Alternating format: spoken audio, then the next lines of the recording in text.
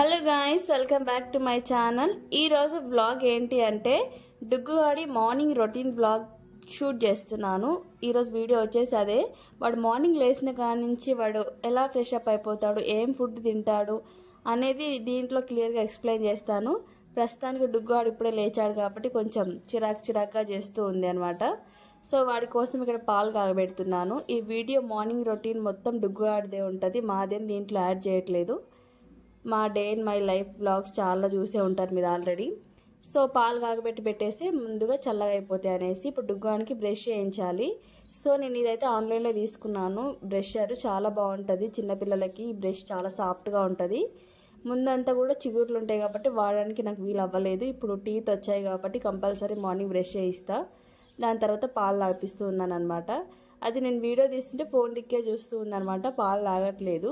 So అందుకని నేను కూడా వీడియో ఆఫ్ చేసి పాలు తాగిపించేసాను. పాలు తాగంగానే పడుకుందనమాట.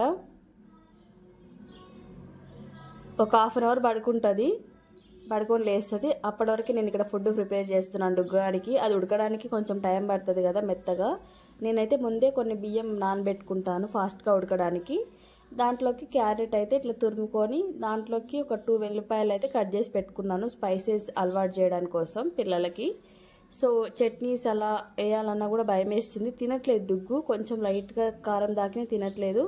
సో ఇలా అలవాటు చేద్దాం. ఫస్ట్ స్లోగా వెల్లిపాయలు వేస్తే కొంచెం ఘాటుగా ఉంటుంది కాబట్టి అది వేయడానికి ట్రై చేస్తున్నాను. ఇలా మెత్తగా సాఫ్ట్గా ఉడికిపోయిన తర్వాత నేను దీంతో ఇలా మంచిగా సాఫ్ట్గా మిక్స్ చేసుకుంటాను అనమాట.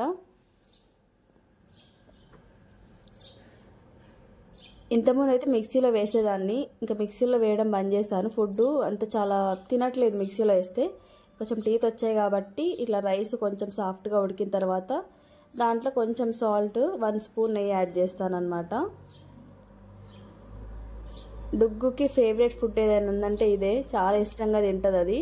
కాకపోతే డైలీ క్యారెట్ ఏం వేయను. క్యారెట్ ఒకసారి, ఆలు ఒకసారి, బీట్రూట్ ఒకసారి, ఏదైనా ఆకుకూరలు ఉంటాయి కదా అవి కూడా చిన్నగా కట్ చేసి వేస్తాను అనమాట. పిల్లలకి హెల్తీ ఫుడ్ అనేది చాలా ఇంపార్టెంట్. ఏది పడితే అది పెట్టొద్దు చెప్తున్నాను.